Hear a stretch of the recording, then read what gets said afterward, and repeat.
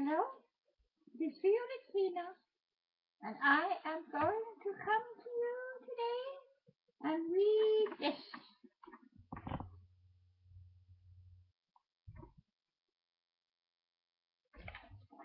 So,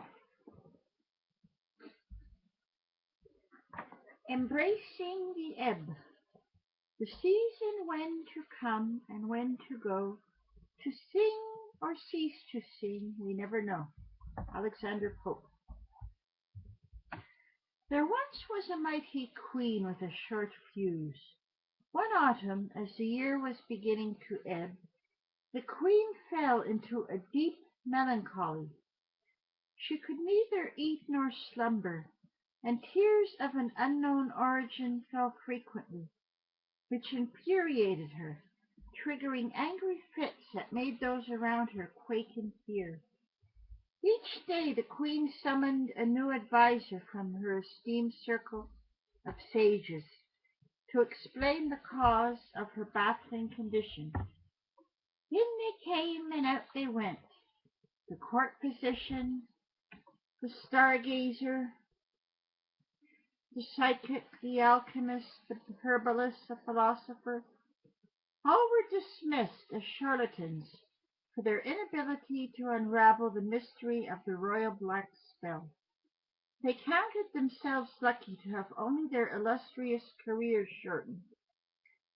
Surely there must be one among you who knows the source of my suffering, the queen cried in despair. But her pathetic wail was greeted only with awkward silence, for all were wary of her wrath. Finally, the royal gardener was moved by compassion for the poor woman, and slowly approached her throne. Come into the garden, Majesty, beyond the walls of your self-imprisonment, and I will disclose your dilemma. The queen was so desperate, she did as she was bid. When she went out to the garden for the first time in many weeks, she noticed that the bright, vivid colors of summer had faded, and the garden seemed bare.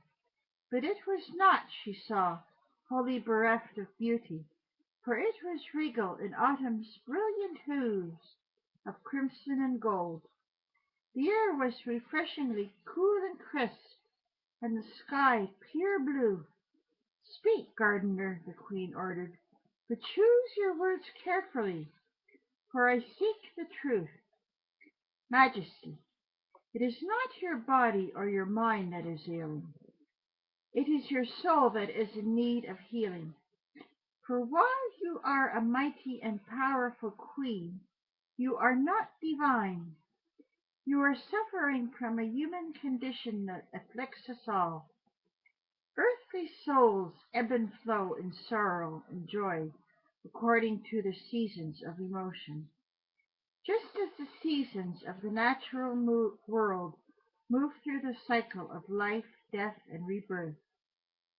These are the days to be grateful for the harvest of the heart, however humble it might be, and to prepare for the coming of the year's closure. Even now, the season of daylight diminishes, and the time of darkness increases, but the true light is never extinguished in the natural world, and it is the same in your soul. Embrace the ebb, my beloved queen, and do not fear the darkness, for as night follows day, the light will return, and you will know contented hours once again. Of this I am sure. The unhappy queen considered this wisdom thoughtfully, and asked the gardener how she possessed the secret knowledge of inner peace during the seasons of emotion. The gardener led her to a brass sundial. It read, "This too shall pass."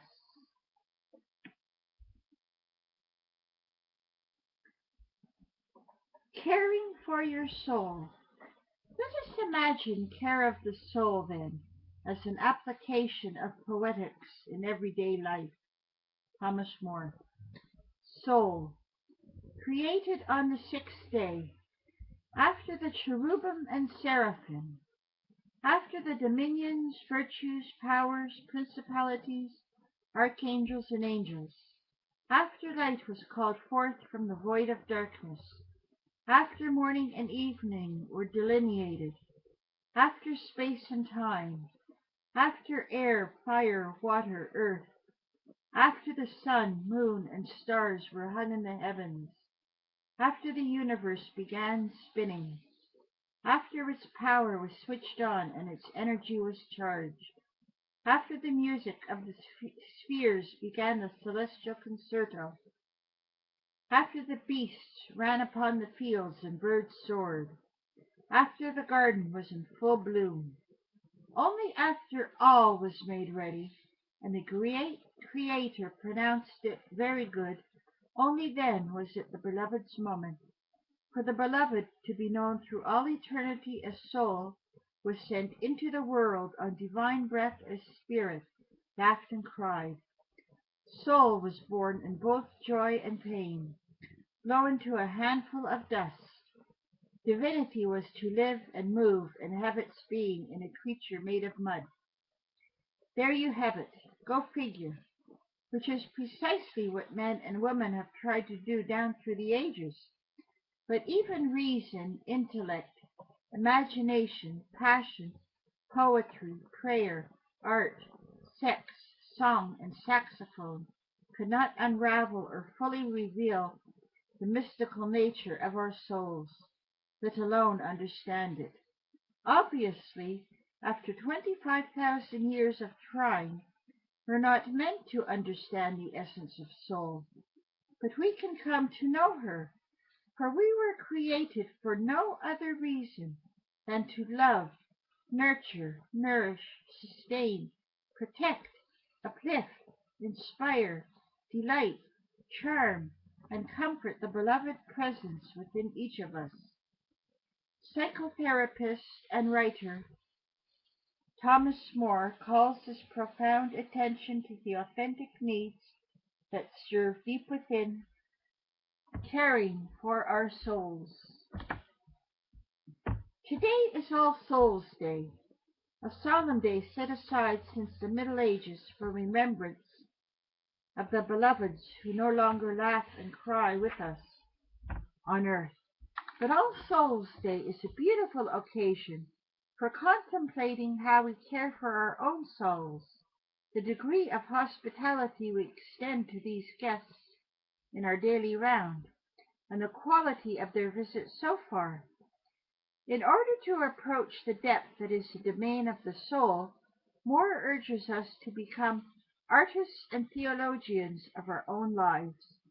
It is through the small details of everyday life that we make our souls feel welcome.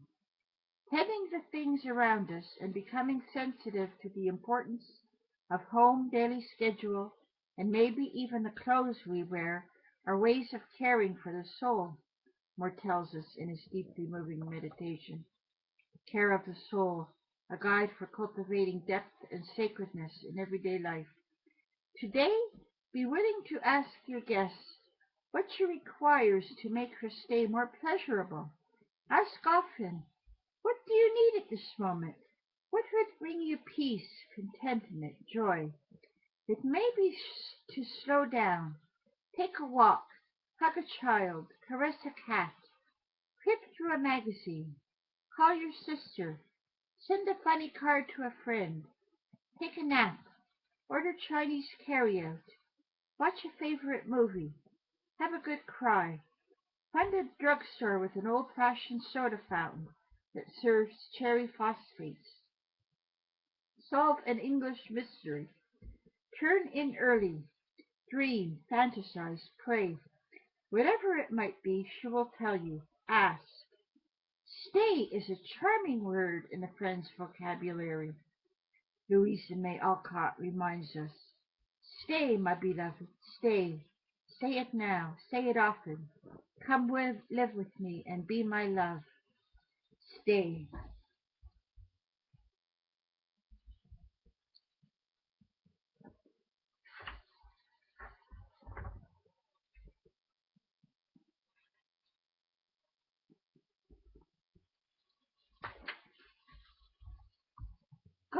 fills empty spaces, but it can only enter where there is a void to receive it, and it is grace itself which makes this void. Simone Weil. Grace is direct divine intervention on our behalf that circumvents the laws of nature, time, space, cause and effect, the availability of parking for our highest good. Theologians tell us that grace is an unmerited demonstration of God's love, proof that we're not in this alone. Considering that most of us operate under the assumption that daily life is a one-woman battleground, it's no wonder we're amazed when out of the blue the force suddenly seems to be with us. Grace is the force, a spiritual energy field that protects and assists. Grace is spirit's test flight. We seem to glide through the moment, we encounter the day without friction. We experience real life. We access grace like every other spiritual tool by asking for it specifically and regularly. In the morning you brush your teeth, put on the kettle or the coffee maker. Now that you're awake, gratefully and expectantly ask for one day's portion of grace. The kids eat their breakfast, get dressed without fuss, and are out the door on time. The bus driver waits for you. The day unfolds in blissful uneventfulness. Someone asks if you've lost weight. You realize you're smiling at 4 o'clock in the afternoon. You think, maybe there's something to this. The next day you ask for grace. Eventually you get to the point where asking for grace is as natural and as necessary as breathing. So that's my readings. Hope you enjoy. Bye.